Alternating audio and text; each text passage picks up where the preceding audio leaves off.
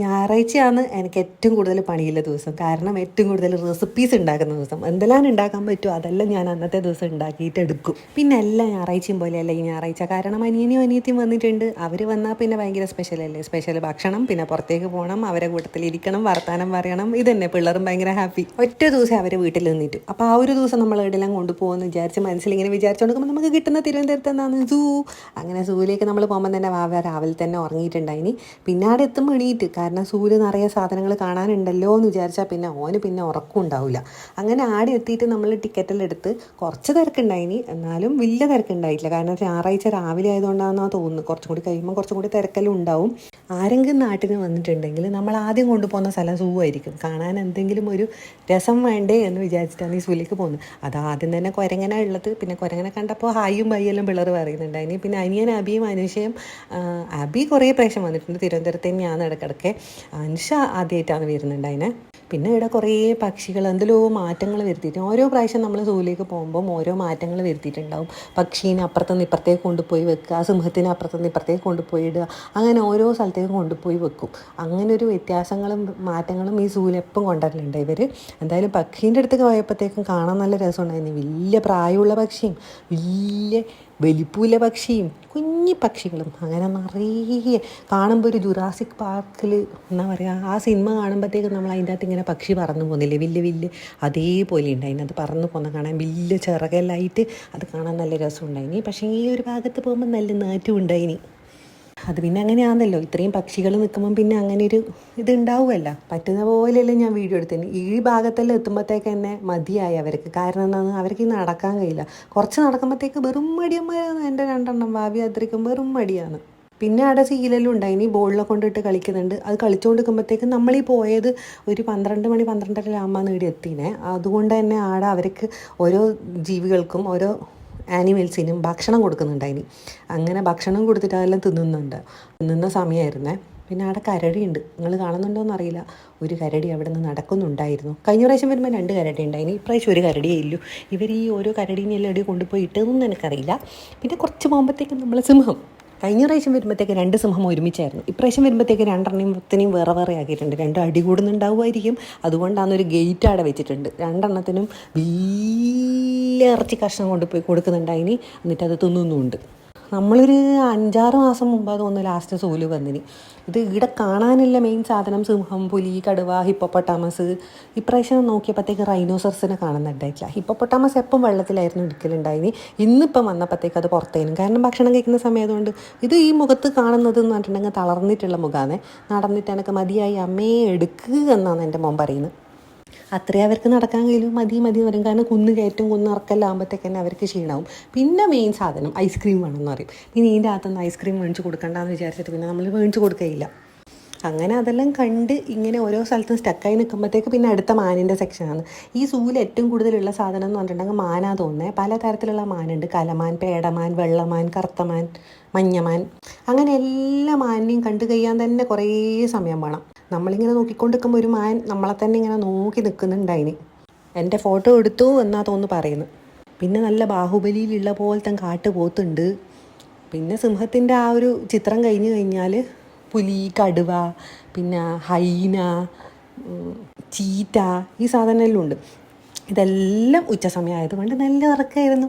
ഒന്നിനൊരു energy ഇല്ല. എല്ലാം ഭക്ഷണം കഴിക്കാൻ നോക്കുന്നു, ഭക്ഷണം കഴിച്ച് കിടക്കുന്നു.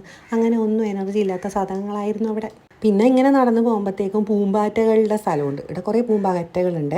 നിറയെ ഒരു പാലം പോലെയെല്ലാം കെട്ടിയിട്ട് അത് കാണാൻ നല്ല രസമാണ്. നല്ല കുറേ ഫോട്ടോസെല്ലാം എടുക്കാം നമുക്ക്. പക്ഷേ നമ്മൾ അത്രക്കൊന്നും എടുത്തിട്ടില്ല. ആൾക്കാർ അപ്പുറത്തിപ്പുറത്തെല്ലാം ഉള്ളതുകൊണ്ട് പറ്റിയിട്ട. പിന്നെ ഉരകങ്ങളുള്ള സ്ഥലം, പാമ്പുകളിലാണ് ഇതിൻ്റെ അകത്ത് ഉണ്ടാവുക. അതിൻ്റെ അകത്തുനിന്ന് ഫോട്ടോ എടുത്തുകൂടാ. അതുകൊണ്ട് നമ്മൾ ഫോട്ടോ എടുത്തില്ല. അതിനകത്ത് വലിയ ആനക്കൊണ്ട 2 ഉണ്ടായിന്. നിങ്ങൾ തിരുവനന്തപുരത്ത് വരുമ്പോൾ എന്തായാലും സൂല് വരണേ. ആനക്കൊണ്ടനും കാണാമല്ലോ. ആനക്കൊണ്ടനൊന്നും എല്ലായിടത്തും കാണാൻ കിട്ടുന്ന സാധനമല്ല.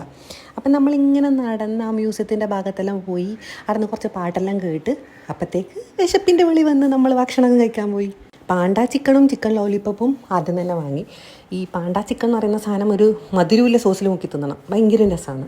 പിന്നെ ചിക്കൻ ലോലിപ്പോപ്പ് അതെനിക്ക് ഭയങ്കര ഇഷ്ടമാണ്. സോസിലെല്ലാം ഇങ്ങനെ പൊരിച്ചെടുത്തിട്ടുള്ള സാധനം നല്ല രസമാണ്. അത് വീഡിയോ എടുക്കാനൊന്നും വിടുന്നില്ല എൻ്റെ മക്കൾക്ക്. പിന്നെ ഇതിനിടയിൽ ഇതെല്ലാം തട്ടിമുട്ടി കളയണം എന്നുള്ള വിചാരമേ ഉള്ളൂ. അവർക്ക് വിശക്കൊന്നുമുണ്ട്. അവർക്ക് പ്രധാന സാധനം ഒന്നിക്കൽ ബിരിയാണി അല്ലെങ്കിൽ പൊറോട്ടയും ചിക്കൻ കറി. അപ്പം ഞാൻ വാങ്ങിയത് നാനായാലും പൊറോട്ട വാങ്ങിനി, നൂൽ പൊറോട്ട വാങ്ങിനി, ചിക്കൻ വാങ്ങിനി, മട്ടൻ വാങ്ങിനി, ബിരിയാണി വാങ്ങിനി.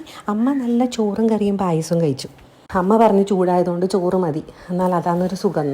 അങ്ങനെ നമ്മൾ ഓരോ ആൾക്കാരും ഓരോന്ന് എടുത്തെടുത്ത് കുറച്ച് കുറച്ചായിട്ട് തിന്ന് എല്ലാം നല്ല രസമുണ്ടായിനി. പിന്നെ വീഡിയോ എടുത്തിട്ടില്ല. ലുലു മാളിൽ പോയിട്ട് ഒരു ഹണി കേക്കെല്ലാം വാങ്ങിയിട്ട് വന്നു. കാരണം പിറ്റേ ദിവസം മോൻ്റെ ബർത്ത്ഡേ ആണ്. അവൻ്റെ ബർത്ത്ഡേ ആണ്. ഇവർ പോകുന്നതിന് മുമ്പ് നമുക്കൊന്ന് ആഘോഷിക്കാമെന്ന് വിചാരിച്ച്. ആഘോഷമൊന്നുമില്ല, ഒന്ന് കേക്ക് മുറിച്ചിട്ട് അവർക്ക് ഇഷ്ടമുള്ള ഹണി കേക്ക് തന്നെ നമുക്ക് മുറിച്ചിട്ട് തിന്നാമെന്ന് വിചാരിച്ച്. അങ്ങനെ നമ്മൾ രാത്രി ആകുമ്പം കേക്ക് മുറിച്ചിട്ട് എല്ലാവരും കഴിക്കുന്നുണ്ട്. ഭാവേൻ്റെ ബർത്ത്ഡേ കഴിഞ്ഞിട്ടേ പോവാത്തോന്ന് അഭിമാമനോടും മാമീനോടും പറഞ്ഞിനി. പക്ഷേ അവർക്ക് ഓഫീസ് ഉള്ളത് കൊണ്ട് അവർ വേഗം പോകുന്നു എന്ന് പറഞ്ഞ്. അങ്ങനെ വിചാരിച്ച് നമ്മളൊന്ന് കേക്കെല്ലാം കട്ട് ചെയ്താൽ ഇവർ ഭയങ്കര സന്തോഷമാവുമല്ലോ. ഭാവേനെ സന്തോഷിപ്പിക്കാൻ വേറെ എന്ത് വേണം.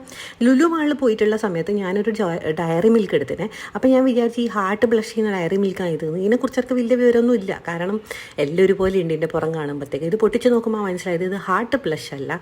ഇതിൻ്റെ അകത്തുനിന്ന് അറിയാം മുന്തിരിങ്ങയും അണ്ടിപ്പരിപ്പും ഫ്രൂട്ടിയെല്ലാം ഇട്ടിട്ടുള്ള ബ്ലഷാണെന്ന്.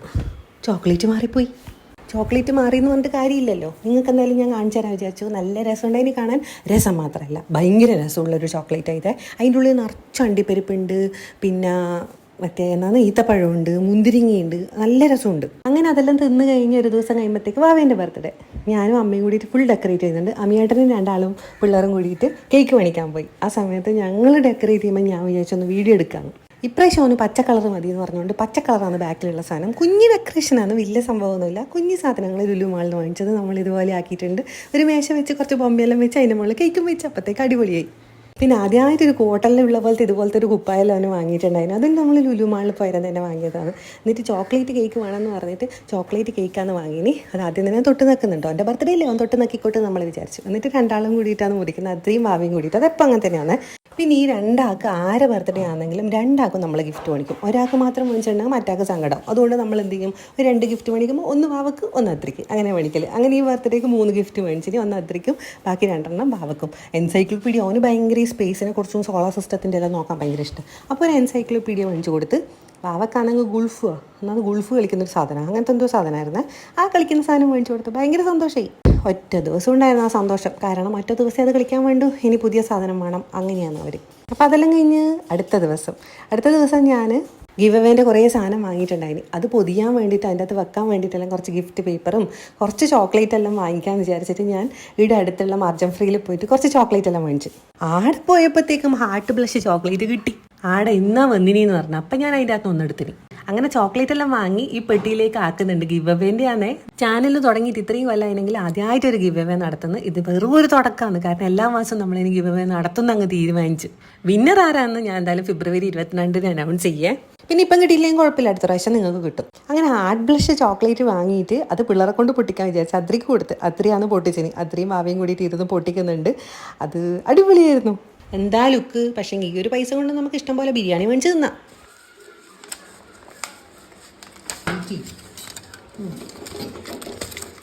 തിരിച്ചു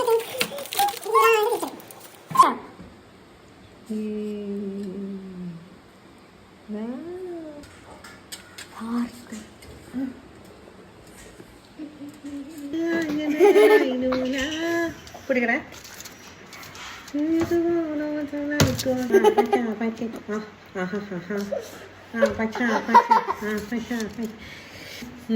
ഇത് ഹാഫ് പൊട്ടിക്കട്ടെ. അങ്ങനെ ആ ഹാർട്ട് ഞാൻ മുറിച്ച് 2 കൊടുത്തു. അപ്പം അത്രയേ ഉള്ളൂ. നമുക്ക് നെക്സ്റ്റ് വീഡിയോ ആയിട്ട് കാണാം.